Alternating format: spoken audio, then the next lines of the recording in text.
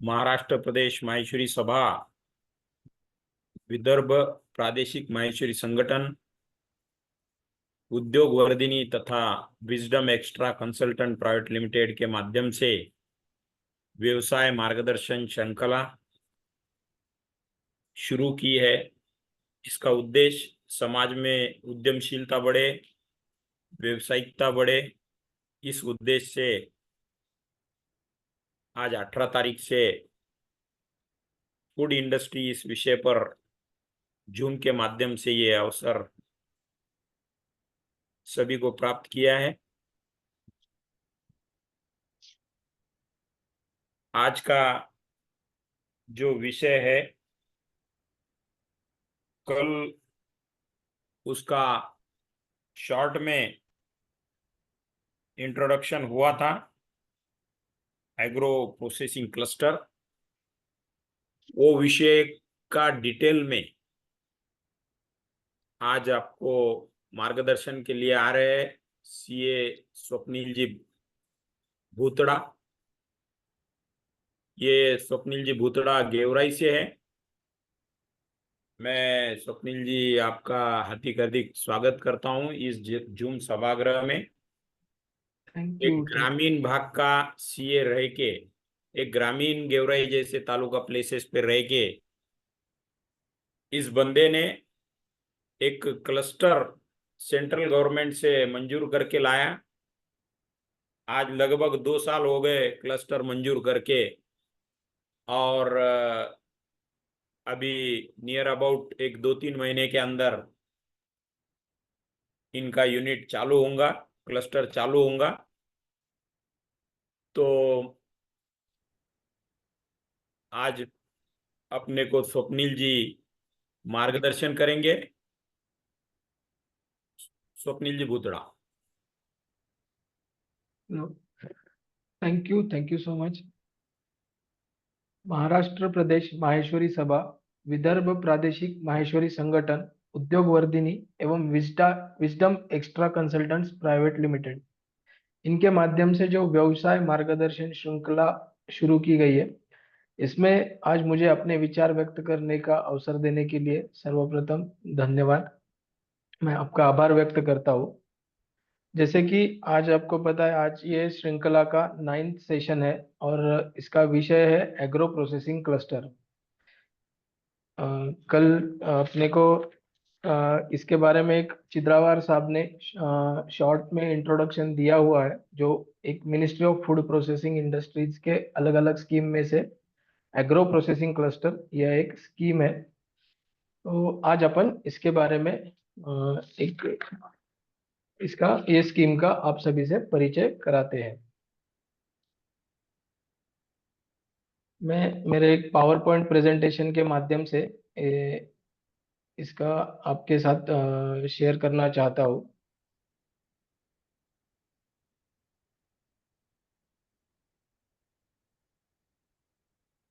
ये screen visible है?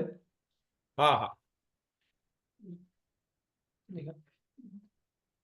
मैं सबसे पहले तो माहेश्वरी महासभा आपने का धन्यवाद देना चाहता हूँ कि उन्होंने एक सिजलिंग टॉपिक सेलेक्ट किया है इस श्रृंखला के लिए, फूड प्रोसेसिंग इंडस्ट्री। तो आज आने वाले समय में जो फूड प्रोसेसिंग इंडस्ट्री और एग्रो प्रोसेसिंग इंडस्ट्री जो है, यही भारत का एक फ्यूचर बनने वाला है।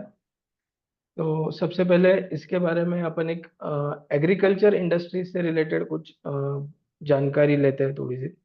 जैसे कि आप सभी को पता है, अपना भारत यह एक कृषि प्रधान देश माना जाता है, कृषि प्रधान देश है। भारत के बारे में बताएं तो India is the largest producer of pulses, सेरियल्स and fruits and vegetable. जैसे कि भारत में दुनिया में पल्सेस के प्रोडक्शन में भारत का प्रथम क्रमांक आता है।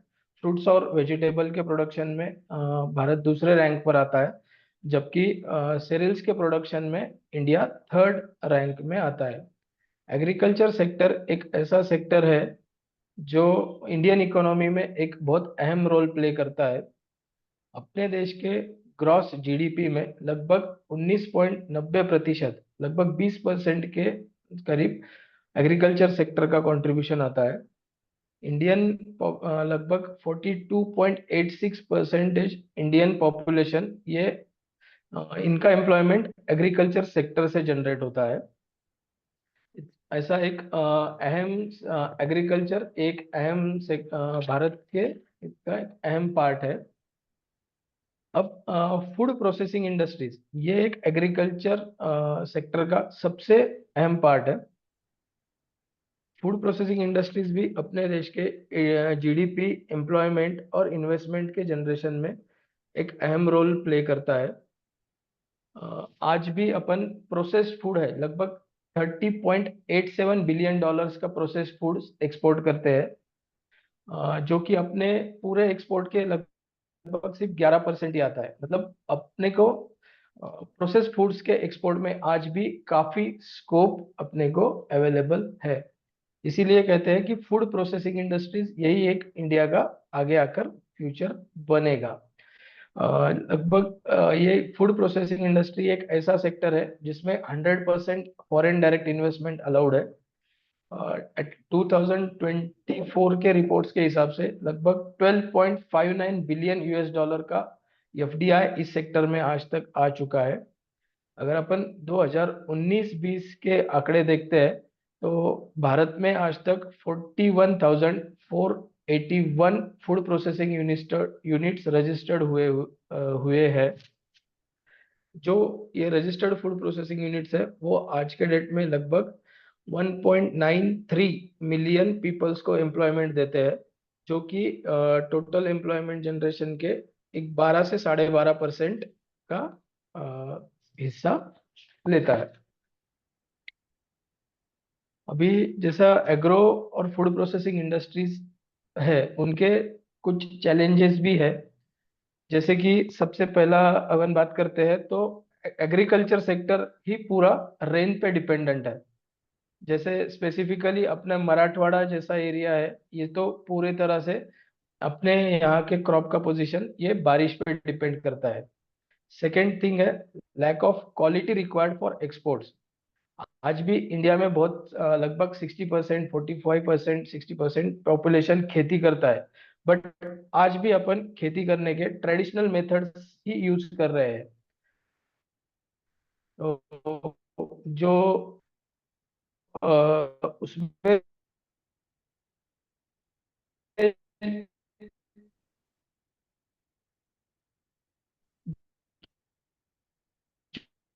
आवाज नहीं आ रही। जो लेटेस्ट टेक्नोलॉजी का यूज करना चाहिए या हेलो। हाँ। आज के डेट में गवर्नमेंट काफी इनिशिएटिव्स ले रही है कि अपने जो एग्रीकल्चर प्रोड्यूस है उसका क्वालिटी एक्सपोर्ट के लेवल में लाया जाए। थर्ड चैलेंज जो है अपने एग्रीकल्चर सेक्टर के सामने, जो lack of infrastructure for perishable produce. जैसे कि अपन ने पहले भी बताया कि India is the second highest producer of fruits and vegetable, but यह अपनी शोकांतिका है कि आज भी 30 to 32% फ्रूट्स और वेजिटेबल प्रोसेसिंग के बिना सड़ जाते हैं, ये वेस्टेज हो जाता है जिसका कोई यूज नहीं हो पाता है।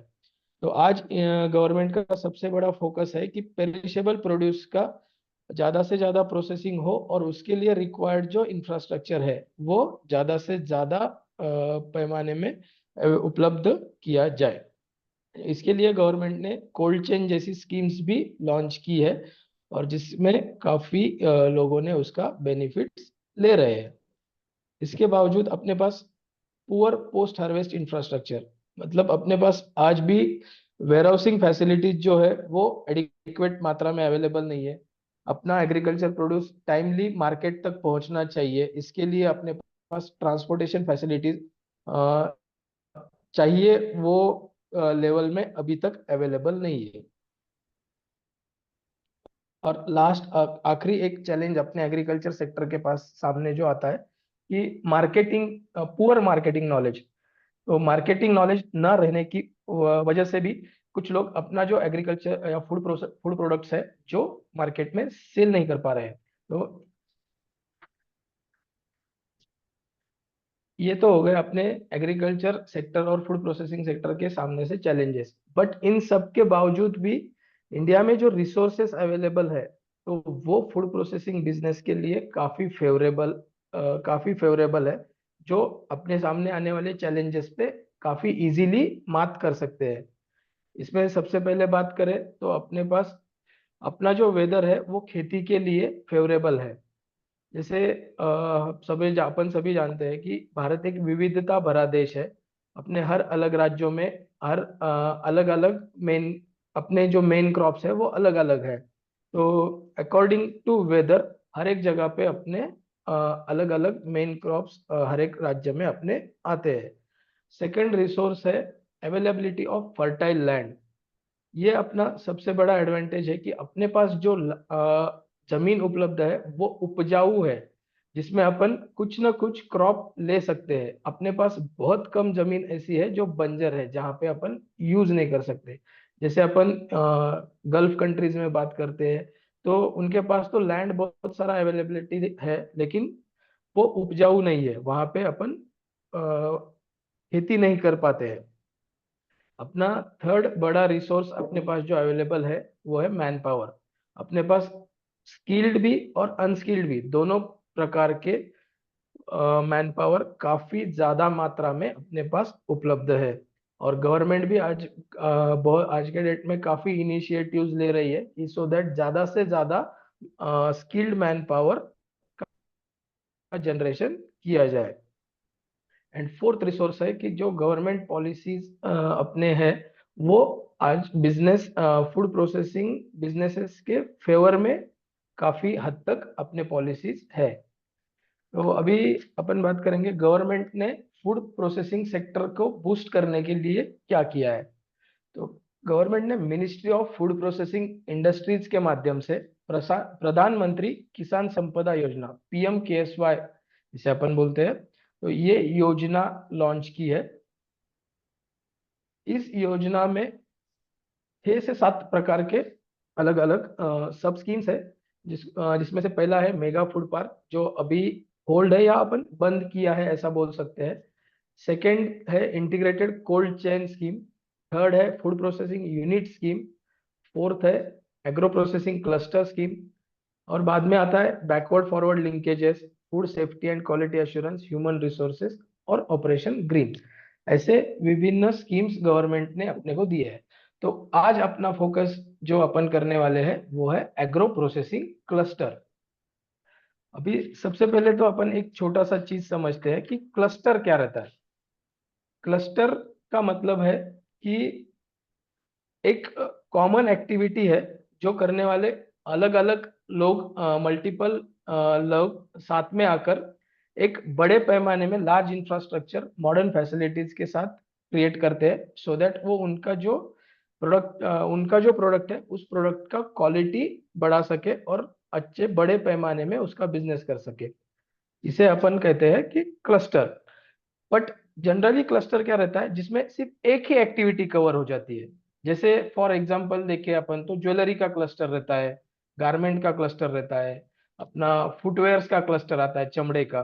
तो इन सब में एक ही एक्टिविटी अपन कर सकते हैं। बट ये जो एग्रो प्रोसेसिंग क्लस्टर जो स्कीम है गवर्नमेंट का, ये इस क्लस्टर अप्रोच से थोड़ा सा डिफरेंट है।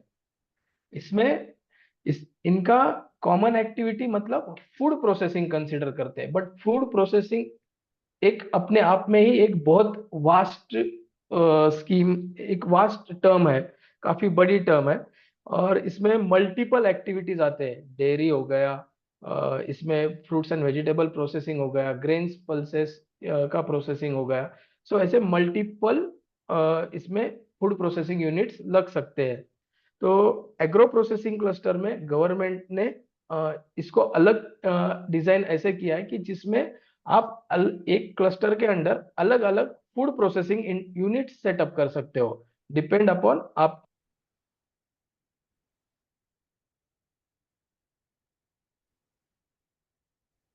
या कौन सा क्रॉप आपके डिस्ट्रिक्ट में अवेलेबल है, तो उससे रिलेटेड फूड प्रोसेसिंग यूनिट्स आप इसमें लगा सकते हो। इसमें ऐसा जरूरी नहीं है कि अपन सिर्फ ऑयल मिल रिलेटेड कर रहे हैं तो ऑयल मिल रिलेटेड ही एक्टिविटीज इसमें आनी चाहिए। या अपन दाल मिल से रिलेटेड कर रहे हैं तो दाल मिल रिलेटेड ही इसमें आनी चाहिए।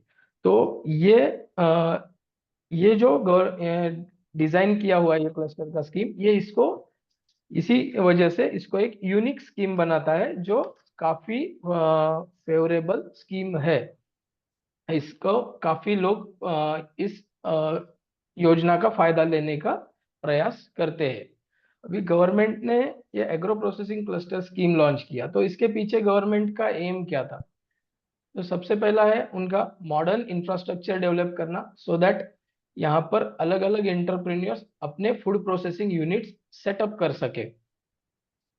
अभी क्या होता है आज के डेट में कि अपन इंडस्ट्री तो लगाना सोचते हैं, फूड प्रोसेसिंग का इंडस्ट्री लगाने का तो अपन सोच लेते हैं, बट उसके लिए अपने को जो इंफ्रास्ट्रक्चर रिक्वायर्ड है, जैसे अपन अभी दाल मिल के एरियाज में सोचते हैं, तो टाइम पे अपने को कोल्ड स्टोरेजेस में जगह नहीं मिलती है, या पैकेजिंग मटेरियल अवेलेबल नहीं होता है टाइमली। तो ये सब चीजें अवॉइड करने के लिए गवर्नमेंट कहता है कि एक मॉडर्न इंफ्रास्ट्रक्चर डेवलप करो, सो दैट वहां पे अलग अलग फूड प्रोसेसिंग यूनिट्स को इसका बेनिफिट मिल सके। सेकंड, गवर्नमेंट का मेजर मोटो इसके पीछे है, जैसे मैंने आपको पहले भी बताया कि लगभग 30% अनाज और फ्रूट्स एंड वेजिटेबल अपना आज भी वेस्ट जाता है। तो ये वेस्ट को कंट्रोल करना और इसका यूज ज्यादा से ज्यादा प्रोसेसिंग में करना। जैसे कल अपने को चिद्रावार साहब ने कल भी बताया था कि ए ग्रेड का माल है वो तो कंज्यूमर को बिक जाता है, बी और सी ग्रेड का जो माल बचता है वही अपने को प्रोसेसिंग करने के लिए मिलता है, फूड प्रोसेसिंग के लिए। तो गवर्नमेंट का भी सेम मोटो है कि जो 30% मटेरियल आज वेस्ट हो रहा है, तो वो वेस्टेज ना होते हुए उसके प्रोसेसिंग के लिए ज्यादा से ज्यादा इंफ्रास्ट्रक्चर का डेवलपमेंट किया जाए। थर्ड थिंग है गवर्नमेंट का, तो वो अल्टीमेट मोटो है ही कि फार्मर का इनकम डबल करना है उनको, और ज्यादा से ज्यादा एम्प्लॉयमेंट यहाँ पे जनरेट करनी है। भी गवर्नमेंट बोलता है मॉडर्न इंफ्रास्ट्रक्चर तो आपको डेवलप करना है, बट वो इंफ्रास्ट्रक्चर ऐसा हो जो आपके नियर बाय एरिया में जो आपका क्रॉप आता है उसको आप उसको कंसिडर करते हुए उसके प्रोसेसिंग से रिलेटेड जो भी अपने को इंफ्रास्ट्रक्चर लगना है उसको ये कीजिए, उस इंफ्रास्ट्रक्चर को आप ज्यादा से ज्यादा वहां पे लगाने का प्रयास कीजिए। सेकेंड, गवर्नमेंट का कहना है इसमें to provide the integrated and complete preservation infrastructure facilities. Government इसमें फार्म गेट से लेके तो कंज्यूमर एंड यूज जो है उसका प्रोसेस होने के बाद वो प्रोडक्ट का जो एंड यूजर है, तो इन तक वो प्रोडक्ट पहुंचने तक जो कुछ इंफ्रास्ट्रक्चर लग रहा है वो इंफ्रास्ट्रक्चर डेवलप करने का गवर्नमेंट का इसमें प्रयास है। Third thing, agro processing cluster में गवर्नमेंट का और एक टारगेट है कि effective backward and forward linkages create करना। बैकवर्ड लिंकेजेस मतलब जो यूनिट्स आने वाले हैं उनको रॉ मटेरियल का एश्योर्ड सप्लाई मिले, इसके लिए फार्मर्स के साथ बैकवर्ड लिंकेजेस क्रिएट करना है। और सेकेंडली, जो अपना फिनिश गुड्स ये यूनिट फूड प्रोसेसिंग यूनिट्स वाले फिनिश गुड जो बनाने वाले हैं, इनके लिए मार्केट अवेलेबल करके इनके सेलर्स के साथ इनका फॉरवर्ड लिंकेजेस अपने को क्रिएट करके देने हैं ये क्लस्टर स्कीम के अंदर। अभी फूड एग्रो प्रोसेसिंग क्लस्टर, जिसको अपन कॉमनली मिनी फूड पार्क भी कहते हैं, इसका जो डेवलपमेंट रहता है ये दो स्टेज में रहता है। सबसे पहले इसमें आता है डेवलपमेंट ऑफ इंफ्रास्ट्रक्चर, और सेकंड इसमें आता है setting up of minimum 5 food processing units. तो ये दूसरा पार्ट है, इसको अपन थोड़ा आगे देखते हैं। पहले अपन डेवलपमेंट ऑफ इंफ्रास्ट्रक्चर पे फोकस करते हैं। भाई इंफ्रास्ट्रक्चर भी दो प्रकार के होते हैं। सबसे पहले आता है बेसिक इनेबलिंग इंफ्रास्ट्रक्चर, और सेकंड इसमें आता है core infrastructure. Basic enabling infrastructure मतलब क्या? गवर्नमेंट बोलता है कि आपका जो क्लस्टर है उसमें 40% आपके टोटल कॉस्ट के आप बेसिक कॉस्ट पे खर्चा कीजिए, और 60% आप कोर इंफ्रास्ट्रक्चर में लगाइए। तो बेसिक इनेबलिंग इंफ्रास्ट्रक्चर, इसमें क्या चीजें, कौन से कंपोनेंट्स है जो इंक्लूड होता है? सबसे पहला आता है साइट डेवलपमेंट, सेकंड आता है इंटरनल रोड्स, थर्ड आता है कंपाउंड वॉल, फोर्थ आता है ड्रेनेज लाइन, फिफ्थ आता है वाटर सप्लाई। मैं यहाँ तक इसलिए रुकता हूँ कि आप सभी इंडस्ट्री लगाने वाले को अपने को ये पता है कि रास्ता बनाने के लिए, कंपाउंड वॉल के लिए, ड्रेनेज के लिए, वाटर सप्लाई के लिए कोई भी गवर्नमेंट डिपार्टमेंट ये अपने सब्सिडी के लिए ये कॉस्ट को एलिजिबल कॉस्ट कंसिडर नहीं करता है। बट एग्रो प्रोसेसिंग क्लस्टर एक ऐसा स्कीम है जिसमें ये सब इंफ्रास्ट्रक्चर डेवलपमेंट करने के लिए भी ये कॉस्ट प्रोजेक्ट कॉस्ट में एलिजिबल मानी जाती है। इसके अलावा बेसिक एनेबलिंग इंफ्रास्ट्रक्चर में आता है एक इलेक्ट्रिसिटी सप्लाई है, ईटीपी हो गया, एसटीपी हो गया, effluent treatment plant and sewage treatment plant. Apart from that weigh bridges आ गए, कॉमन एडमिनिस्ट्रेटिव ऑफिस आ गया, लेबर क्वार्टर्स आ गए, फायर फाइटिंग सिस्टम आ गए। ये जो लिस्ट दी है ये एक इलिस्ट्रेटिव लिस्ट है, इसमें और भी कंपोनेंट्स है जो ऐड हो सकते हैं। तो ये बेसिक इनेबलिंग इंफ्रास्ट्रक्चर अपने टोटल प्रोजेक्ट कॉस्ट के 40% ज्यादा से ज्यादा अपन इन चीजों पे स्पेंड कर सकते हैं। सेकेंड इंफ्रास्ट्रक्चर का पार्ट है कोर इंफ्रास्ट्रक्चर। कोर इंफ्रास्ट्रक्चर मतलब अपने पास जो फूड यूनिट्स आने वाले हैं, इन यूनिट्स, ये जो इंफ्रास्ट्रक्चर है इस पे वो यूनिट्स काफी हद तक डिपेंडेंट रहते हैं। तो कोर इंफ्रास्ट्रक्चर में क्या क्या चीजें आती है? सबसे पहला आता है ड्राई वेयर हाउस, सेकेंड आता है कोल्ड स्टोरेजेस, राइपनिंग चेम्बर्स आते हैं, pre cooling chambers, IQ facilities, food testing laboratories, cleaning sorting grading facility, steam boilers, specialised packaging facility, forklifts. जैसे पहले भी हुआ, ये भी एक इलुस्ट्रेटिव लिस्ट है, इसमें आपके एरिया में जो क्रॉप है उससे डिपेंडेंट कुछ चीजें और भी इसमें ऐड हो सकती है।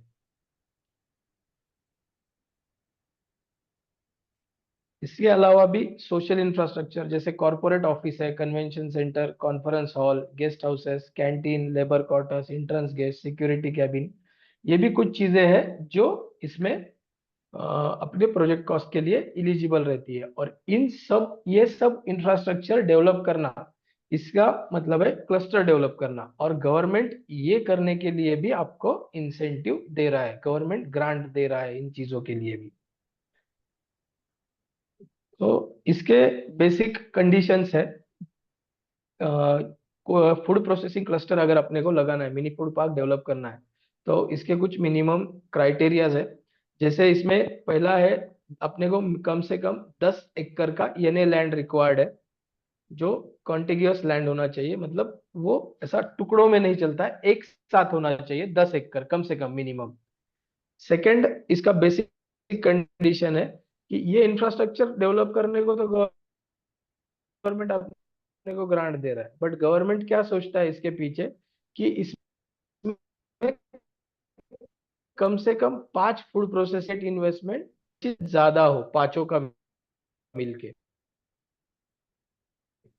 सब्जेक्ट टू हर मिली करोड़ रुपीज का एक यूनिट अपन इसमें लगा सकते हैं। तो हेलो, हाँ। ये मिनिमम 5 फूड प्रोसेसिंग यूनिट्स अपने को यहाँ पे डेवलप करना है। थर्ड थिंग आ गया, थर्ड इसका कंडीशन है synchronisation of core infrastructure facilities with propose food processing units. जैसे मैंने पहले भी बताया कि कोर इंफ्रास्ट्रक्चर जो अपन वहां पे डेवलप करने वाले हैं, ऐसा नहीं है कि ये लिस्ट है तो इसमें के सभी कंपोनेंट्स अपन उसमें लगा सकते हैं। तो अपने पास जो फूड प्रोसेसिंग यूनिट्स आने वाले हैं और उनको ये अपन कोर इंफ्रास्ट्रक्चर में जो फैसिलिटी देने वाले हैं, तो ये उनके लिए कैसा जरूरी है, ये अपने को मिनिस्ट्री को प्रूव करके देना पड़ता है, उसका सिंक्रोनाइजेशन करके देना पड़ता है, तभी जाके मिनिस्ट्री अपने को वो कोर इंफ्रास्ट्रक्चर फैसिलिटी अलाउ करती है। और इस स्कीम का और एक सबसे बड़ा एडवांटेज है कि ये अपफ्रंट सब्सिडी है। आज के डेट में मिनिस्ट्री में गवर्नमेंट के एंड से मैक्सिमम सब्सिडीज ये बैक एंडेड मिलती है अपने को, अपफ्रंट सब्सिडीज काफी कम है। तो ministry of food processing industry एक उनमें का मतलब होता है कि पहले आप आपका कंट्रीब्यूशन लगाओ, साइमल्टेनियसली बैंक का कंट्रीब्यूशन लगाओ, और ये दोनों का कंट्रीब्यूशन जब आ जाता है तो उस प्रपोर्शन में मिनिस्ट्री भी अपना फंड, अपना ग्रांट रिलीज करती है उस प्रपोर्शन में। अब प्रश्न आता है कि एग्रो प्रोसेसिंग क्लस्टर कौन बना सकता है? तो इस पे कोई बार नहीं है। Proprietorship firm, partnership firm, private limited company और एनजीओ, ये सब लोग हैं जो अपने क्लस्टर, इनमें से कोई भी क्लस्टर का डेवलपमेंट कर सकता है। बट जनरल टर्म्स में देखें तो पार्टनरशिप फर्म और प्राइवेट लिमिटेड कंपनीज है कि ये मैक्सिमम अपना क्लस्टर ये प्रोजेक्ट्स डेवलप करती है। अब इन क्लस्टर्स में अपन कौन कौन से टाइप्स के यूनिट सेटअप कर सकते हैं। तो जैसे भी मैंने पहले भी बोला है कि गवर्नमेंट का आज के डेट में फोकस ये पेरिशेबल गुड्स के प्रोसेसिंग पे है, पेरिशेबल प्रोडक्ट्स के प्रोसेसिंग पे है। तो फ्रूट्स और वेजिटेबल प्रोसेसिंग के यूनिट्स अपन इसमें लगा सकते हैं। मिल्क प्रोसेसिंग जैसे कि डेयरी यूनिट्स अपन इसमें लगा सकते हैं। Meat processing, poultry fish processing, ready to eat, ready to cook food products, grains processing, pulses, oil milling sector, cattle feed, वही oil mill sector, rice milling, spices processing, fruits और honey based wine के लिए भी government ये projects eligible करती है इसमें। And fruit based soft drinks जिसमें जो कार्बोनेटेड सॉफ्ट ड्रिंक्स छोड़ के फ्रूट बेस्ड सॉफ्ट ड्रिंक्स जो है वो यूनिट्स अपन ये क्लस्टर में सेटअप कर सकते हैं। अब इन जैसे अपन ने पहले भी तीन चार बेसिक कंडीशंस देखी। तो ये क्लस्टर में एलिजिबल होने के लिए गवर्नमेंट ने खुद का क्वेश्चनियर बनाया हुआ है और उसमें हर एक टर्म्स को उन्होंने मार्क्स अलॉट किए हैं और मिनिमम 60 मार्क्स का क्राइटेरिया रहता है। बट आज इतना कंपटीशन इस स्कीम के अंतर्गत बढ़ गया है कि 90 मार्क्स स्कोर करने वाले भी क्लस्टर वेटिंग लिस्ट में जा रहे हैं इसमें। तो ये कुछ क्राइटेरियाज है इंपॉर्टेंट जिसके बेसिस पे गवर्नमेंट मार्किंग करती है। इसमें से सबसे बड़ा और सबसे अहम जो क्राइटेरिया है वो है नेटवर्थ का। Combined net worth of promoters shall not be less than 1.5 times of grant in aid. मतलब अपनी नेटवर्थ 1.5 गुना रहनी चाहिए। बट ये जो नेटवर्थ का कैलकुलेशन का है गवर्नमेंट का जो सिस्टम है तो इसमें नेटवर्थ का कैलकुलेशन ये इमूवेबल प्रॉपर्टीज के टर्म्स में अपन बात करते हैं तो ये गवर्नमेंट रेट पे होता है। भले ही अपने प्रॉपर्टीज की मार्केट वैल्यू कुछ भी रहे बट जो गवर्नमेंट वैल्यू है जो सभी को पता है वो काफी कम रहती है। तो वही वैल्यूएशन उसके लिए नेटवर्थ के कैलकुलेशन में कंसीडर हो जाता है।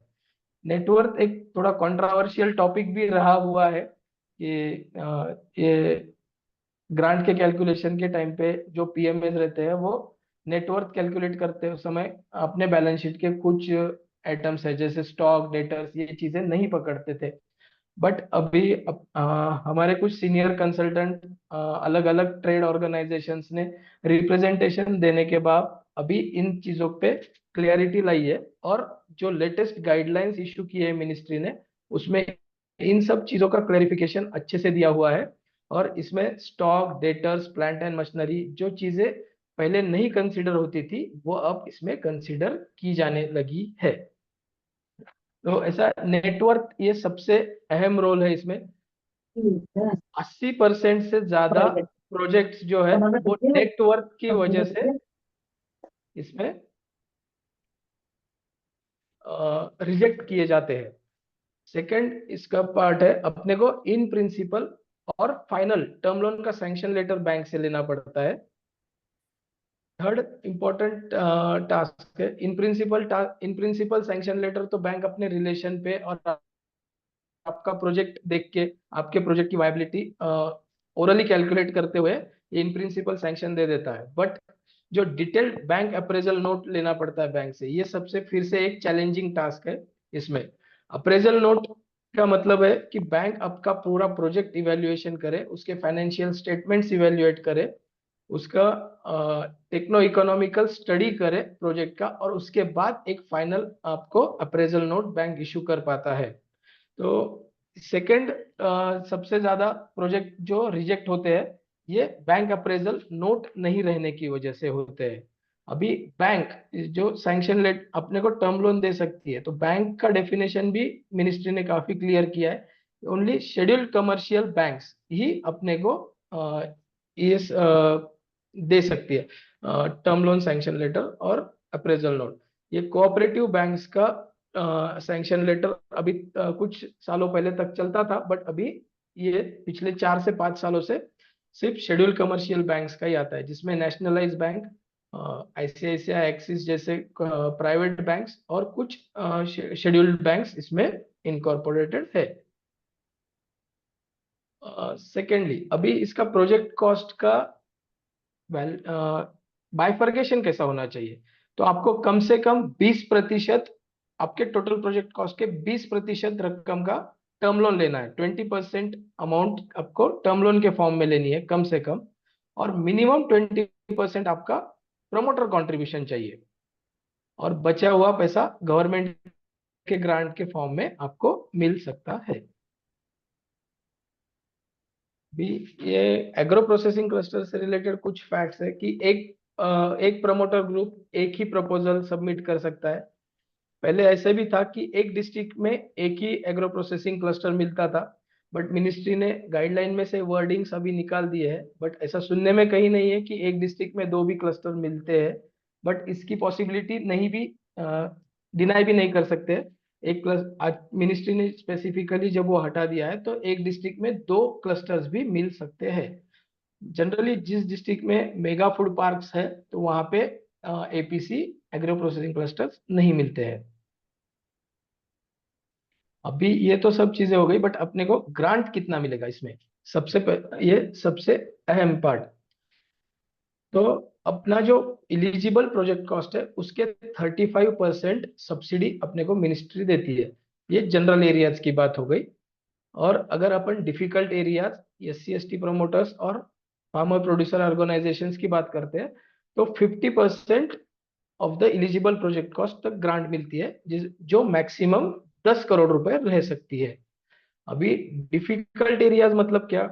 तो स्टेट नोटिफाइड ITDP एरियाज जो रहते हैं, मतलब ट्राइबल डेवलपमेंट एरियाज जो रहते हैं, उनको भी डिफिकल्ट एरियाज कंसिडर किया जाता है। तो ये हर स्टेट के अपने अपने नोटिफाइड एरियाज रहते हैं। महाराष्ट्र के काफी पार्ट इस ITDP में कंसिडर किए जाते हैं। अभी ये जो ग्रांट है 10 करोड़ रुपए का, तो ये अपने को मिलेगा कैसे? तो ये अपने को जनरली 3 टर्म्स में मिलेगा। इसके कंडीशंस मैं बेसिक बताता हूँ, बाकी के काफी डिटेल्स है उसके। तो अपने को 3 इंस्टॉलमेंट, 1/3 1/3 1/3 अमाउंट के 3 इंस्टॉलमेंट मिलते हैं 10 करोड़, जो अपने ग्रांट सैंक्शन ग्रांट है।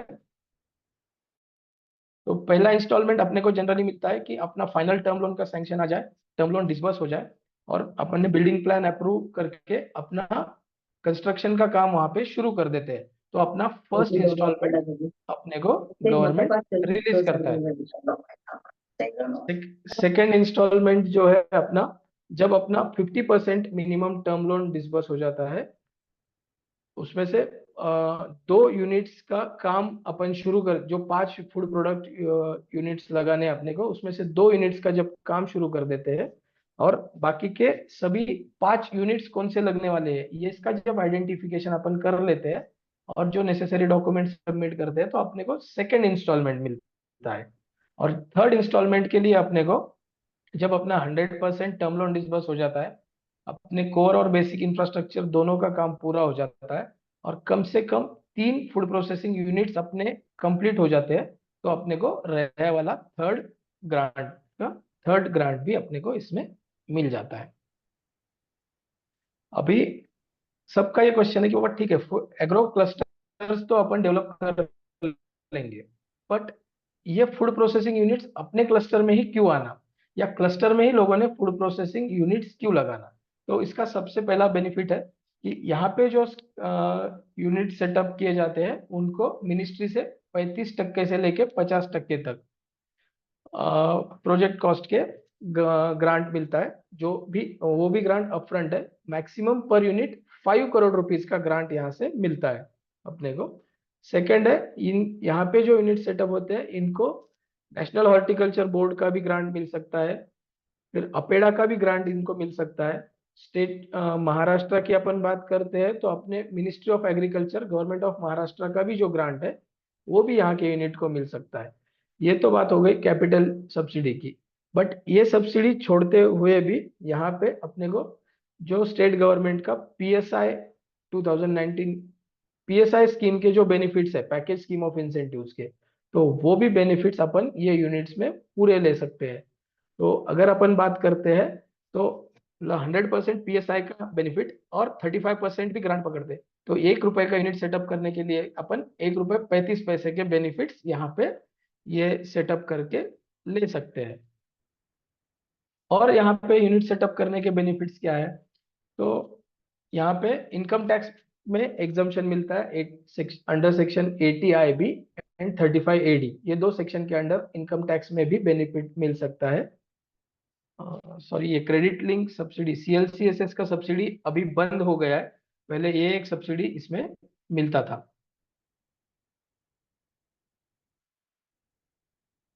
इस ये तो हो गए फाइनेंशियल टर्म्स के बेनिफिट्स, बट और भी बेनिफिट्स यहाँ पे क्या है, तो अपने लिए मॉडर्न इंफ्रास्ट्रक्चर, अपने को डेवलप मॉडर्न इंफ्रास्ट्रक्चर रेडी मिलता है। जैसे बताया पहले भी अपनी बात हुई कि अपने को यूनिट्स तो लगा लेंगे, अभी अपने मैक्सिमम फूड प्रोसेसिंग यूनिट्स जो है वो सीजनल बेसिस पे काम करते हैं।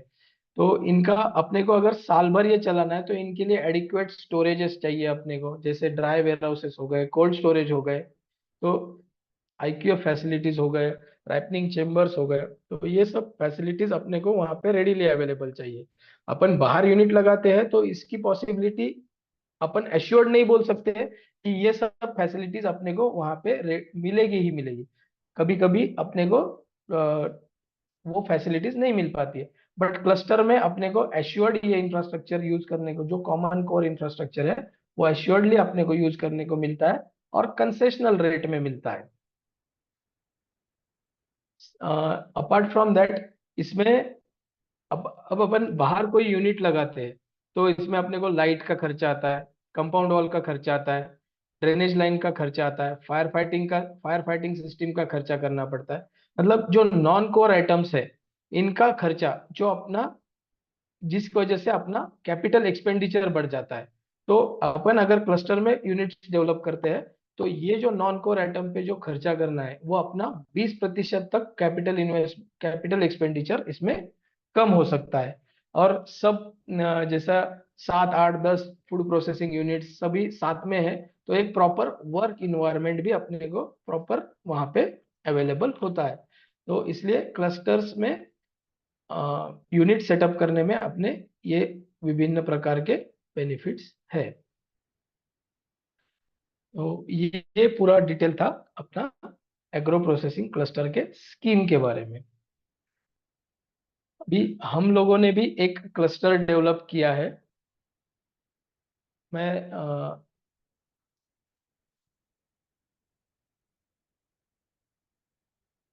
फोटो भी बताना ना अपनी। बिल्कुल बिल्कुल, हमने बीड डिस्ट्रिक्ट के गेवराई में Chinteshwar agro processing private limited इस नाम से एग्रो प्रोसेसिंग क्लस्टर शुरू किया है। और यहाँ पे बीड डिस्ट्रिक्ट के लिए अपने को ये क्लस्टर सैंक्शन हुआ है। भी ये इसका ये मैं थोड़ा सा एक 5 मिनट का टाइम लूंगा आपका, ज्यादा नहीं। ये क्लस्टर कैसा डेवलप किया हम लोगों ने, कोई बात नहीं। तो इनिशियली जब कोविड का समय था, तो कोविड का फर्स्ट वेव तो ऐसे भी बहुत डेंजरस था। सवेरे बहुत हो गया तो 10 11 बजे के बाद तो कुछ काम बचते नहीं थे।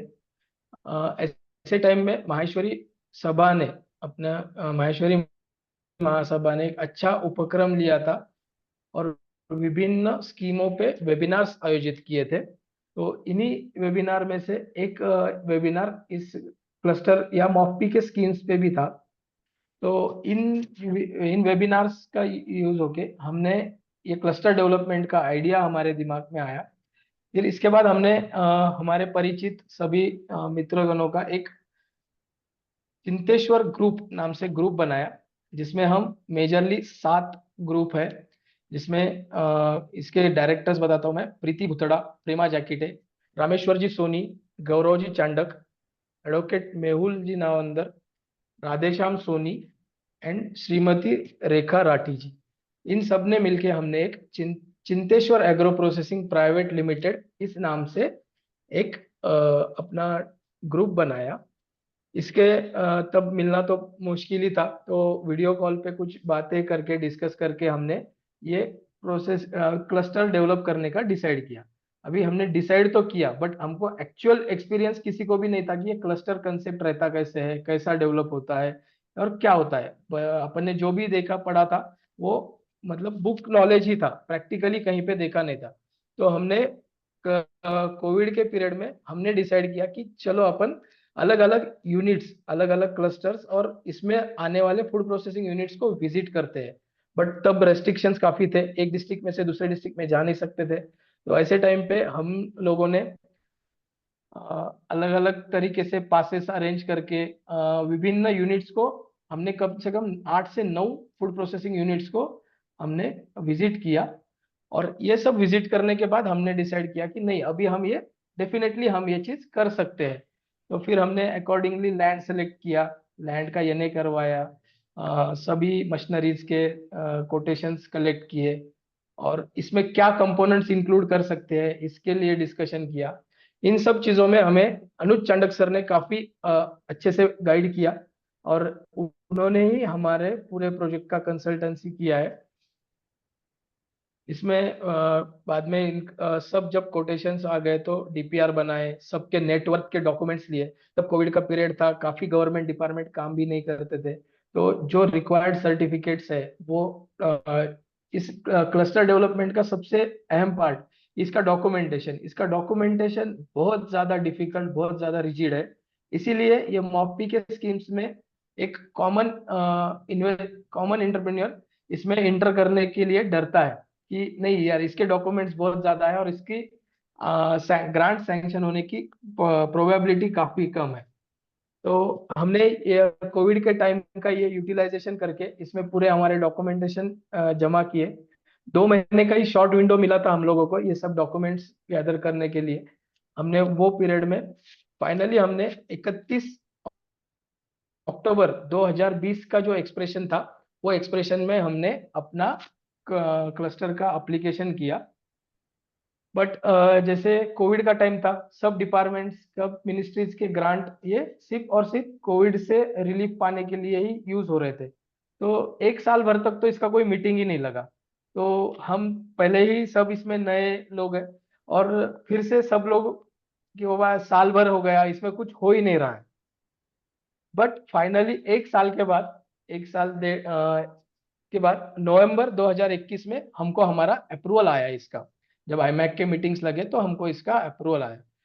इसके बाद भी इसमें काफी हमने हमारे प्रोजेक्ट कॉस्ट में कुछ चेंजेस हुए, बैंक में चेंजेस हुए, बैंक के सैंक्शन लिए और एक्चुअल हमने 2022 में हमारा अमेंडेड सैंक्शन के साथ हमने हमारा काम इसमें शुरू किया। तो पहला साल तो कोविड के साल से थोड़ा सा तकलीफ था। वो हिसाब से हमने इसमें सेलेक्ट किया जैसे कोर इंफ्रास्ट्रक्चर में अभी अपना बी डिस्ट्रिक्ट ये मेजरली तो पल्सेस, क्रेन्स और इस पे ही, इसके प्रोसेसिंग पे ही डिपेंडेंट है। तो हमने इसमें डिसाइड किया कि हम एक 8,000 मेट्रिक टन का वेयर हाउस बनाएंगे, एक 5,000 मेट्रिक टन का कोल्ड स्टोरेज बनाएंगे जो पल्सेस के स्टोरेज के लिए, जैगरी के स्टोरेज के लिए और अपने पास फ्रूट्स वेजिटेबल्स के कुछ आते हैं तो उसके स्टोरेज के लिए यूज हो। अपार्ट फ्रॉम दैट इसका फूड टेस्टिंग लेबोरेटरी हमने सेटअप किया है वहां पे। और इसमें सबसे मेन हमने पैकेजिंग इंडस्ट्री भी, मतलब प्लास्टिक बैग, पीपी बैग्स जिसको अपन बोलते हैं, तो ये पीपी बैग्स का और अलग अलग पैकेजिंग मटेरियल वहीं पे इन यूनिट्स को अवेलेबल हो, इस हिसाब से अपन ने पैकेजिंग यूनिट भी यहाँ पे स्टार्ट किया है।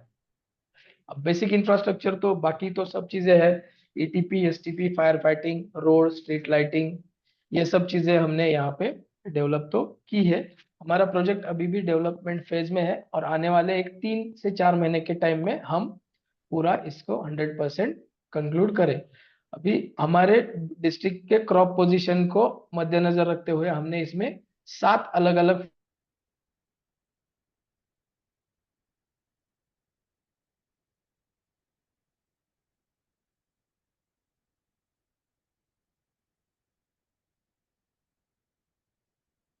स्वप्निल, नेट का प्रॉब्लम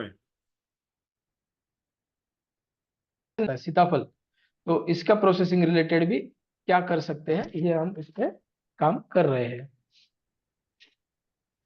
तो ये हमने जो लैंड आइडेंटिफाई किया था, ये इसका एक मास्टर प्लान था कि ऐसे तरीके से ये हमारा क्लस्टर डेवलपमेंट हो जाए, जिसमें अलग अलग प्लॉट्स पे, जिसमें cold storages, warehouses, packaging units, apart from that dal mill, flour mill, jaggery unit, oil refinery और फ्रूट एंड वेजिटेबल प्रोसेसिंग, ये सब यूनिट्स में अलग अलग सेटअप हो। तो इस हिसाब से हमने काम शुरू किया। आज के डेट में हमारा ये वेयर हाउस है जो पूरा कंप्लीट होके ऑपरेशंस में आ गया है। सेकेंडली, ये हमारा कोल्ड स्टोरेज है, जिसका भी आने वाले 3 महीने में इसका भी काम हमारा शुरू हो जाएगा। थर्ड थिंग है, इसमें से कुछ फोटोज ये पुराने भी है मेरे पास, आज के लेटेस्ट अवेलेबल नहीं है। ये फूड अपना पैकेजिंग यूनिट्स का शेड है हमारा, पैकेजिंग इंडस्ट्री, इसमें हम अलग अलग पैकेजिंग मटेरियल अवेलेबल करके दे रहे हैं। अपार्ट फ्रॉम दैट, ये हमारा कॉरपोरेट ऑफिस है, जिसमें ऑफिस है, कॉन्फ्रेंस रूम्स है, कुछ गेस्ट हाउस है, और ऐसे अलग अलग फैसिलिटीज हम यहाँ से प्रोवाइड कर रहे हैं। इसके अलावा हम यहाँ पे एक स्टाफ क्वार्टर्स के लिए भी एक बिल्डिंग बना रहे हैं, और लेबर क्वार्टर्स भी हमने इसमें बनाए हैं। जैसे बेसिक इंफ्रास्ट्रक्चर की बात करते हैं तो ये security cabin, entrance gate, street lighting, internal road, fire fighting system है, अंडरग्राउंड वाटर टैंक्स है, ईटीपी एसटीपी के यूनिट्स है, ये सब हमने यहाँ पे डेवलप किए हुए हैं। अभी यहाँ पे साइमल्टेनियसली हमारे यूनिट्स का भी काम शुरू है। अलग अलग इन्वेस्टर्स और हम सब ने मिलके ही ये यूनिट शुरू किए है, जिसमें एक पहला यूनिट है हमारा ऑयल रिफाइनरी का यूनिट है। ये 100 metric tonne per day capacity वाला ऑयल रिफाइनरी है। सेकंड है हमारा फ्लोर मिल यूनिट है। यहाँ पे ये शेड रेडी है, इसका भी मशीनरी इंस्टॉलेशन का काम प्रोग्रेस में है। थर्ड हमारा जैगरी यूनिट है, जिसका भी काम चालू है। मशीनरी, इसका भी मशीनरी का इंस्टॉलेशन हमारा शुरू है। तो ऐसे 3 यूनिट्स के साथ हम यहाँ पे अभी आगे बढ़ रहे हैं, और बाकी के बचे हुए यूनिट्स को हमने अप्रूवल के लिए अप्लाई किया हुआ है। थैंक बहुत यू सो बढ़िया। मच। ये मेरा प्रेजेंटेशन आज का था। बहुत बहुत बहुत बढ़िया सुनील जी। मैं चाहूंगा प्रदेश अध्यक्ष जी मधुसूदन जी।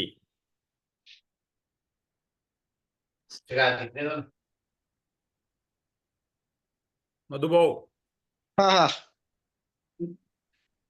थैंक यू सत्यनारायण जी। आज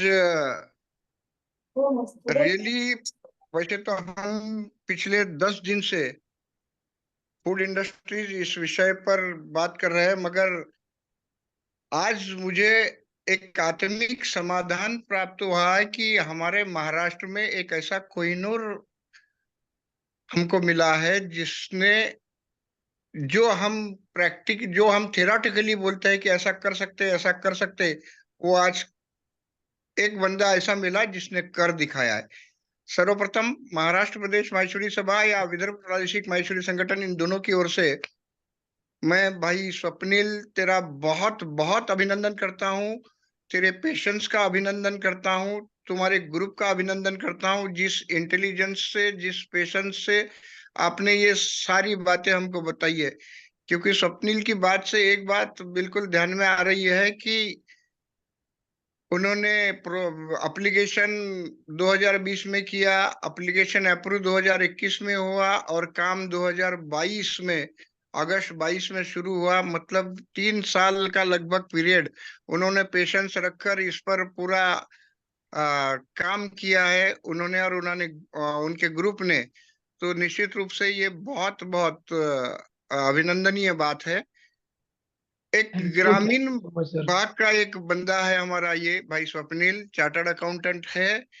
नियर डेफिनेटली चार्टर्ड अकाउंटेंट एक बुद्धिमान प्राणी ही होता है, कोई सादा प्राणी चार्टर्ड अकाउंटेंट नहीं हो सकता है।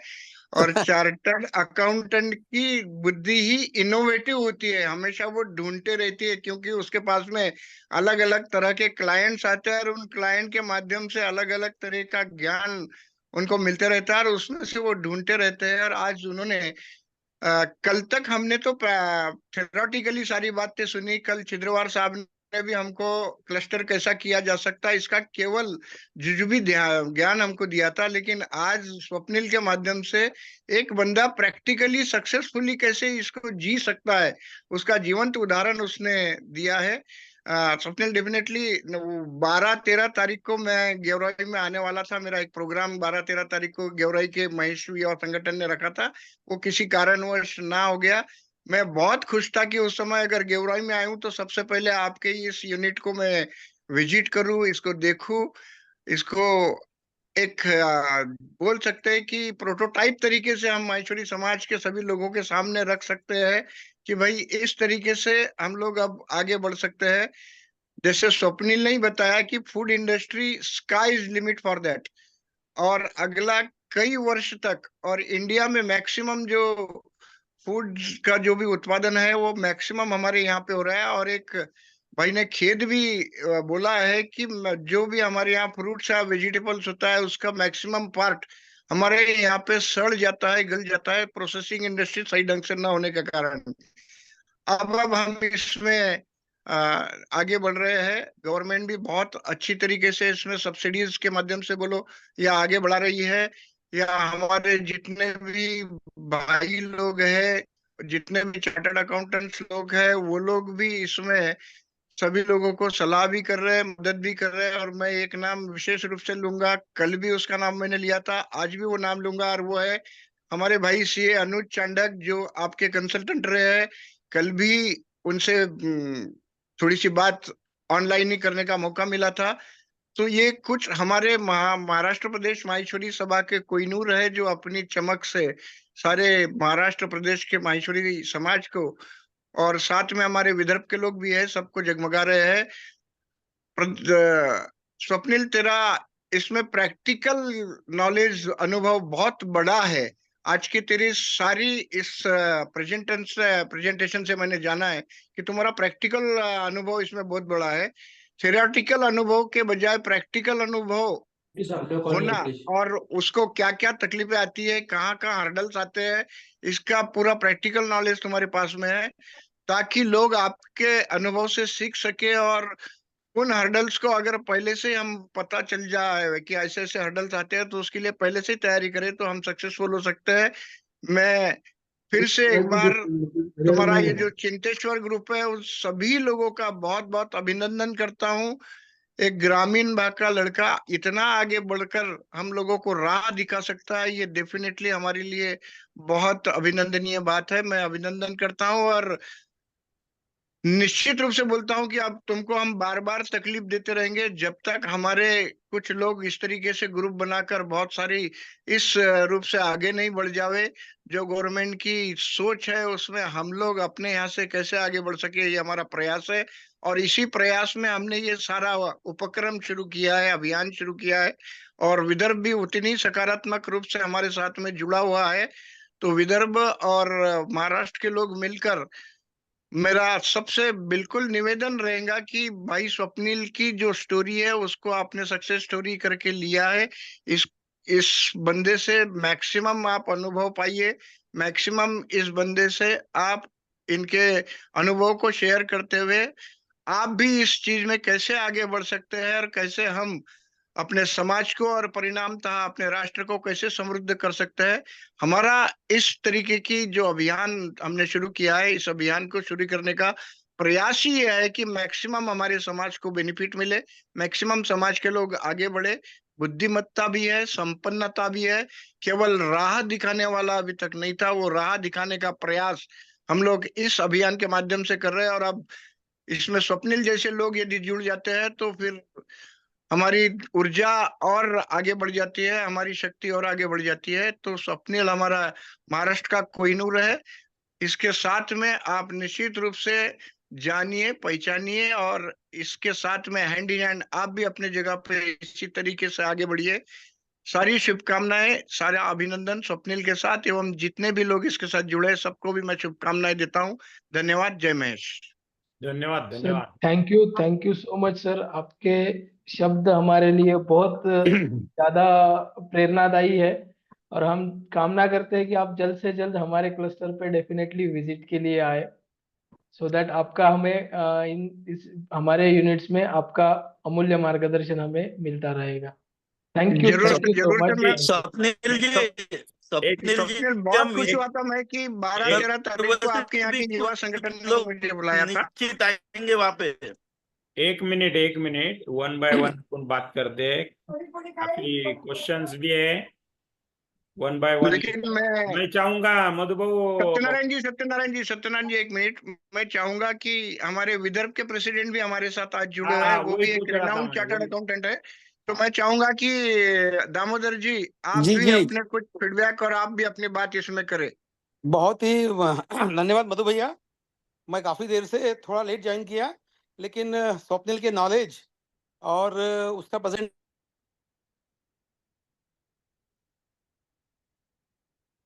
आपका माइक बंद हो गया है भाऊ, दामोदर जी। हाँ हाँ, हेलो, आ रहे हैं हाँ, आवाज?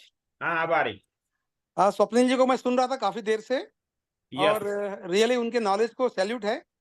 बहुत ही सही ढंग से, बहुत ही इंफॉर्मेटिव उन्होंने सेशन लिया, उसके लिए उनका अभिनंदन। और मैं भी चाहूँगा उनसे एक बार पर्सनली मिलना चाहूँगा, उनके नॉलेज को हमारे विदर्भ में भी हमारे लोगों को, क्योंकि मैं भी सीए हूँ, और इधर हमारे यहाँ पे काफ़ी कुछ एग्रोबेस इंडस्ट्री है, कॉटन बेस्ड राइस मिल्स काफ़ी है। तो Swapnil ji, hats off to you for your wonderful information. और thank you so much sir. हम सबको बहुत। आप कहाँ पे रहते हैं वैसे? गेवराई, मैं गेवराई ही रहता हूँ। बीड़ गेवराई जिले मतलब में। कहाँ? गेवराई कहाँ बीड़ पे आता जिला, है ये? बीड़ जिला। ओहो, काफी दूर है हमसे, लेकिन दिल के हम पास रखेंगे आपको। और डेफिनेटली सोशल मीडिया के माध्यम से आपसे जुड़ेंगे, और आपके नॉलेज का यहाँ पे आपकी ब्रांच भी हम खोलेंगे लगे तो, और आपके माध्यम से हम यहाँ पे भी काम करेंगे। रियली इम्प्रेस, बहुत अच्छा लगा आपको। थैंक यू सो मैं मच सर। पिछले थैंक यू 5-7 दिन से बाहर था, लेकिन आज आपका सुन के काफी अच्छा लगा। दामोदर जी, मेरी सलाह रहेगी आपको। दामोदर जी, मेरी सलाह रहेगी आपको कि विदर्भ के कुछ लोगों को आप आपके विदर्भ प्रादेशिक संगठन की आवाज तरफ नहीं आ रहा मधुबाबू। से आवाज नहीं आ रही। एक इंडस्ट्रियल विजिट करूंगा मैं आपके यहाँ पे। एक हम विदर्भ के इंडस्ट्रियल विजिट कराएंगे। आप विदर्भ प्रादेशिक मंडल की तरफ से एक प्रोग्राम स्केच कीजिए। विदर्भ के जो भी बिल्कुल इंटरेस्टेड लोग हैं उन लोगों को लेकर आप फैक्ट्री विजिट करिए। महाराष्ट्र में स्वागत करने के लिए मैं आपके समक्ष वहां पे उपस्थित रहूंगा, हमारे स्वप्निल भाई के साथ में। आप आइए। अगर हमारे भाई लोग अगर इससे बेनिफिट होते हैं तो वही हमारा समाधान होगा। और तभी मैं मानूंगा कि ये जो कुछ अपन अभियान कर रहे हैं, जो कुछ मेहनत इतने दिनों से कर रहे हैं और आगे भी करने जा रहे हैं, ये उसी दिन सफल होगी जब कोई और भाई स्वप्निल जैसा आगे आवे और इसका लाभ लेवे। बिल्कुल बिल्कुल, जरूर हम लोग ऐसा प्रोग्राम करेंगे। पहले एक बार हम लोग जाएंगे पर्सनली, 2-3 सीए को लेके जाऊंगा यहाँ से, 4-5 सीए को लेके, क्योंकि जैसे आपने बोला सीए के माध्यम से ये काम हो सकता है। तो पहले 3-4 सीए नागपुर के, यहाँ के अकोला वगैरह के सीए हम जाएंगे, 4-5 लोग साथ में, हमारे अजय भैया भी रहेंगे। और उसके बाद डेफिनेटली एक ग्रुप लेके जाएंगे उनके पास, और बिल्कुल। विन विन काम करेंगे, ताकि हमारा भी अच्छा, हमको भी इस फील्ड का नॉलेज मिले, और हमारे भाई लोग भी इसमें आगे आए। और तन मन धन से सहयोग हम भी सबका करेंगे। बिल्कुल, धन्यवाद, thank you, thank you very much. Thank you sir. धन्यवाद दामोदर भैया। मैं चाहूंगा कि लो। किसी के प्रश्न हो तो वन बाय वन लेते हैं। पहले धनंजय जी सोनी। स्वप्निल, हाँ, ये स्क्रीन शेयर है तेरा। एक मिनट। धनंजय जी सोनी, अनम्यूट करे, बात करे।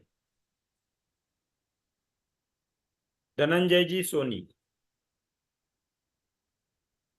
साइडा जी, हाँ, बोलिए। हेलो। हेलो। धनंजय जी सोनी जो है पुसद के हमारे, हो हेलो। ये हमारे विदर्भ में क्लस्टर बनाने में की फैक्टर रह सकते हैं ना। ऐसा ना। हाँ, नहीं उनका हेलो। तो बहुत यानी एक डेली 1.5 साल से डेली। चल रहा है कि कुछ क्लस्टर प्रोग्राम हमको करना है। तो बिल्कुल बिल्कुल। और हम इनको थिंक टैंक ही बोलते हैं हमारे यहाँ का, विदर्भ का। बढ़िया बढ़िया, नहीं डेली हेलो। अटेंड धनंजय जी कर रहे हो। बात रखे अपनी। यस हाँ, यस। धनंजय जी। स्वप्निल जी, मेरे जी सर। 3-4 सवाल है। ये कौन से जी सर। मिनिस्ट्री के अंदर आता है? सिंगल मिनिस्ट्री है कि मल्टीपल मिनिस्ट्री है? नहीं, single sir, ministry of food processing industries, food. Government of India. और ये जो एनए किया है, ये स्पेशल इसका कोई एनए पैटर्न है कि रेगुलर अपन जी रेसिडेंशियल नहीं एनए सर, करते हैं इंडस्ट्रियल कि इंडस्ट्रियल इंडस्ट्रियल एनए नहीं का? करना पड़ता है इसका। अच्छा, इंडस्ट्रियल के क्लॉज अलग है क्या? जनरली ऑलमोस्ट सेम ही है, बट पर्पज उसका इंडस्ट्रियल यूज है और इसका रेसिडेंशियल रहता है अपना। वाटर, प्रोसीजर ऑलमोस्ट सेम ही है।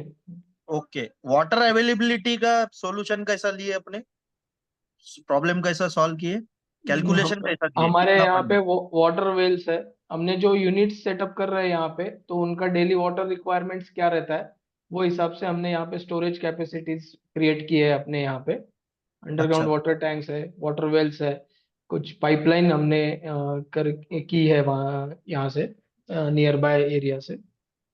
तो उसमें कुछ गवर्नमेंट की मदद लगी या कुछ खरीदना पड़ा, क्या हुआ? गवर्नमेंट डिपार्टमेंट का भी हेल्प हुआ है, और बाकी तो हमने पाइपलाइन जो किया है वो प्राइवेट ही तरीके से किया हुआ है सर। तो बहुत बड़ा म्हणजे इसका कैलकुलेशन मैटर रखता है क्या, बहुत प्रायोरिटी पे? बिल्कुल सर, जो पानी अपने को, अपन जो यूनिट लगा रहे हैं उनके लिए पानी कितना लगना है अपने को, ये तो मैटर करता ही है। कोई भी इंडस्ट्री सेटअप पे ये मैटर तो करता ही है सर, डेफिनेटली। ओके, तो इस पे थोड़ा फोकस होना चाहिए। और अगर आपके क्लस्टर में XYZ पर्सन को अगर कोई प्रोजेक्ट डालना है तो उसकी लैंड कॉस्ट कैसी डिसाइड होगी? सर इसमें लैंड कॉस्ट, ये लैंड बेच के पैसा कमाना, ये हमारा इंटेंशन नहीं है। नहीं नहीं, तो तीसरे हमने जो व्यक्ति को टेंडरिंग। डेवलपमेंट किया है वहां पे, तो उसका जो कॉस्ट है वो हमने सब अवेलेबल लैंड पे डिवाइड करके उसका लैंड कॉस्ट एक बेसिकली निकाला हुआ है। तो 10 यूनिट आप ही डालेंगे कि कोई किसी को डालना है तो फिर जी नहीं कैसा? सर, हमने प्रमोटर ग्रुप ही हमारा ऐसा है कि जो अलग अलग यूनिट्स सेटअप करने के लिए इच्छुक थे, तो ऐसे लोगों को ही हमने ऐसे लोगों का ही हमारा एक ग्रुप बनाया और हम यूनिट सेटअप कर रहे हैं। हमारे पास बाहर से यूनिट आने के लिए भी लैंड अवेलेबल है अपने क्लस्टर में से। तो फिर उनको लैंड कैसा देंगे आप? सर फाइनेंशियल टर्म्स अपन यहाँ पे ना बात करें तो ज्यादा बेटर ओके, है। यस, इसके लिए मैं पर्सनली कांटेक्ट करूंगा आपसे सर। नेक्स्ट। ओके। और ये जो लैंड है अपन जो, ये कोई प्रोजेक्ट कॉस्ट में ऐड होती है क्या, लैंड कॉस्ट?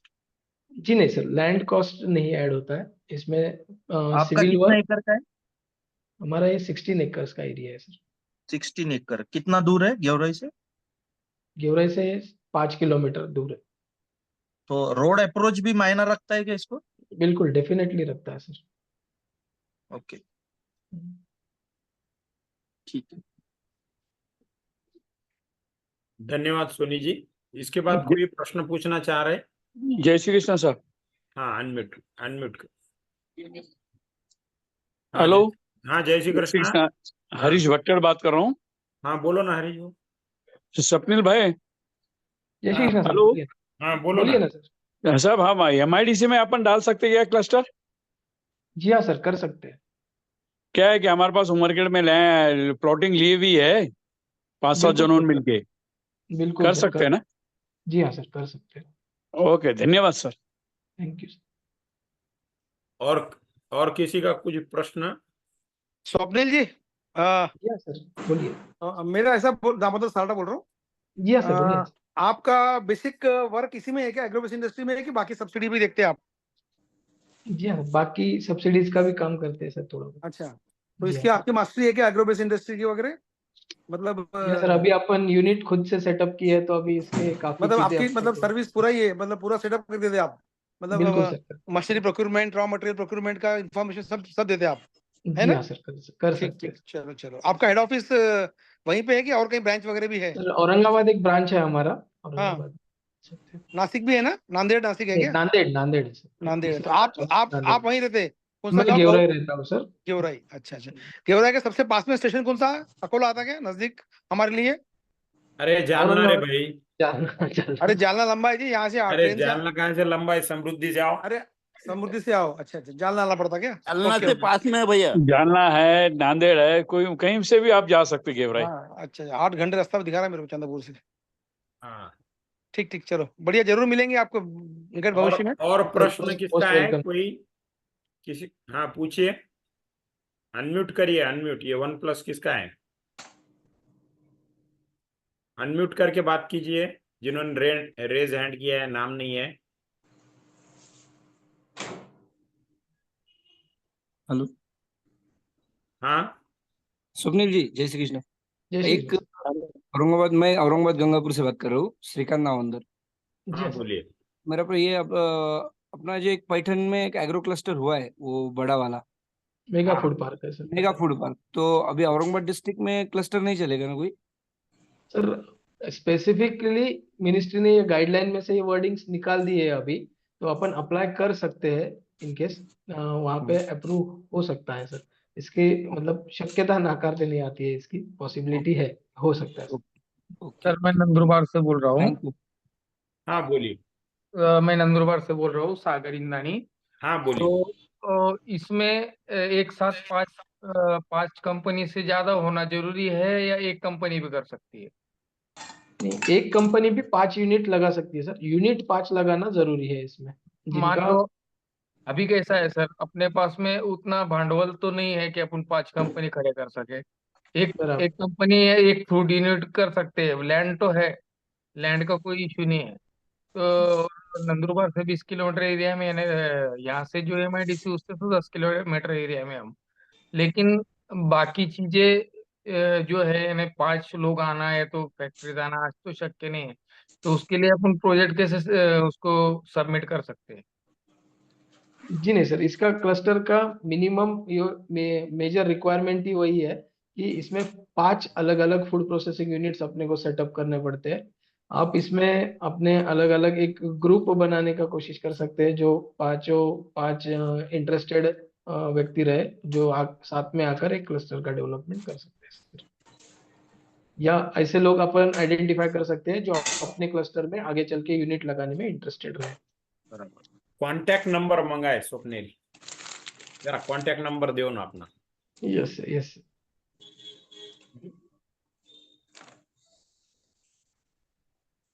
स्क्रीन पे है सर, 7588044489। हेलो, हाँ धनंजय जी सुनिए, वापस कुछ बोलना चाह रहे हैं? मैंने हरीश भट्टर बात कर रहा हूँ। हाँ बोलो न भाऊ। स्वप्निल जी भाई, नांदेड़ में आप मिलते हैं कि नांदेड़ में और कोई से कांटेक्ट करना पड़ेगा? नांदेड़ में हमारे पार्टनर रहते हैं सर, मयूर जी मनियार, वो रहते अच्छा जी, ठीक ठीक ठीक ठीक। हैं। यस। स्वप्निल जी, ये पावर रिक्वायरमेंट क्या प्लानिंग करना पड़ता है इसमें? सर अभी इंडस्ट्री को जो बेसिक रिक्वायरमेंट है कि अनइंटरप्टेड पावर सप्लाई चाहिए अपने को, जो एक्सप्रेस फीडर कनेक्शन जिसे अपन कहते हैं, तो वो हिसाब से अरेंजमेंट करना पड़ता है। अभी 5 यूनिट्स का कैपेसिटी भी सर बड़ा हो जाता है, तो इसका 1 MUV 2 MUV का कनेक्शन भी अपने को लगते हैं। तो अपने सबस्टेशन में इतना पावर अवेलेबिलिटी है या नहीं, ये भी अपने को पहले चेक करना चाहिए। नहीं तो कभी कई बार मतलब ऐसे 1-2 बार अभी देखने में आया है कि पूरा लाइट पावर सप्लाई न रहने की वजह से यूनिट सेटअप होके भी रन नहीं हो पाया है सर। तो ये जैसा पावर स्टेशन के नजदीक लैंड रहना जरूरी है फिर? इसको सर ठीक है, वो रहा तो एडवांटेज ही है उस चीज का। अदरवाइज इसमें गवर्नमेंट के भी आजकल काफी स्कीम्स है, जैसे न्यू सर्विस कनेक्शन जैसे स्कीम्स है, जिसमें गवर्नमेंट आपको पावर सप्लाई भी प्रोवाइड करता है सर। ओके। अभी महाराष्ट्र में कितने क्लस्टर चालू हो गए? एग्जैक्टली तो नहीं बोल पाऊंगा, फिर भी अराउंड 10 से ज्यादा क्लस्टर्स है महाराष्ट्र में। और फूड पार्क और ये मिला के 10 से ज्यादा क्लस्टर है सर, एग्जैक्ट और नंबर्स नहीं बता पाऊंगा। और एप्लीकेंट कितने हो गए? म्हणजे रिजेक्शन रेशो ज्यादा है क्या? हाँ सर, रिजेक्शन रेशियो वैसे क्लस्टर में काफी कम मतलब कम है, बट फिर भी जितने अप्रूव्ड है उतने तो रिजेक्टेड लिस्ट में है। अच्छा, अगर एक अपना एग्जिस्टिंग यूनिट है जी हाँ और सर। उसके बगल में ही पूरी लैंड है, तो हम्म। उसको कन्वर्ट इन क्लस्टर कर देंगे क्या? जी नहीं सर, नया ही यूनिट लगाना पड़ेगा आपको। वो लैंड के एडजेसेंट पार्ट में आप कर सकते हो, बट वो यूनिट इसमें कन्वर्ट नहीं हो पाएगा सर। ओके।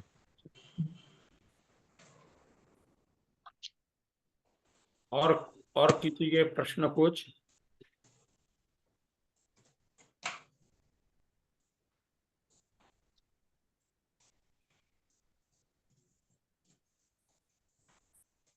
मुझे लगता है कि किसी का कोई प्रश्न नहीं है।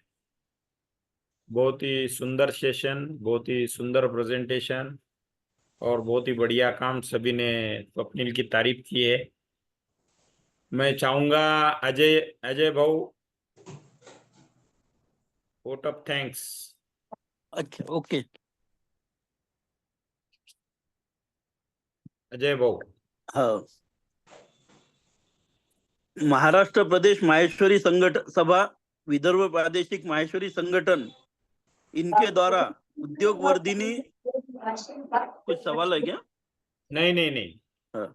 उद्योग वर्धिनी और विजडम एक्स्ट्रा कंसल्टेंसी के माध्यम से हमने जो ये व्यावसायिक मार्गदर्शन की श्रृंखला चलाई थी, उस कड़ी में आज का 8वां सत्र था। और आज स्वप्निल जी भुतड़ा ने जो क्लस्टर का जो मार्गदर्शन सभी को किया और प्रैक्टिकल जो सभी को देखने को मिला, उससे निश्चित ही सभी का उत्साह भी बढ़ा है। और इधर विदर्भ में और महाराष्ट्र में और भी कई लोग इसमें जुड़ेंगे ये क्लस्टर प्रोग्राम करने के लिए। उसी के साथ में हमें उद्योग वर्धिनी के सुनील जी चांडक, इनका भी बहुत अच्छा मार्गदर्शन 8 दिन में मिला है। साथ साथ दीपाली जी चांडक जैसे विजडम एक्स्ट्रा कंसल्टेंसी के जो डायरेक्टर है, उनका भी मार्गदर्शन हमको मिला। इन सभी का महाराष्ट्र प्रदेश सभा विदर्भ प्रादेशिक माहेश्वरी संगठन की ओर से बहुत बहुत हार्दिक आभार व्यक्त करता हूँ। और निश्चित ही ये जो हमारा सेशन था, इसमें जिनको भी इंटरेस्ट है आगे और बढ़ने के लिए, तो वे अपना नाम निश्चित सूचित करें। हम उनकी सूची बनाकर आगे का और मार्गदर्शन करने के लिए उत्सुक रहेंगे। आप सभी ने जो इसमें पार्टिसिपेट किया, उस सभी के लिए, आप सभी पार्टिसिपेंट का भी मैं बहुत बहुत आभार व्यक्त करता हूँ। और इसी के साथ में हमारे प्रदेश अध्यक्ष मधुसूदन जी गांधी और दामोदर जी सारडा, इनकी अनुमति से यह सेशन यहाँ समाप्त हुआ, ये घोषित करता हूँ। धन्यवाद। धन्यवाद। जय महेश।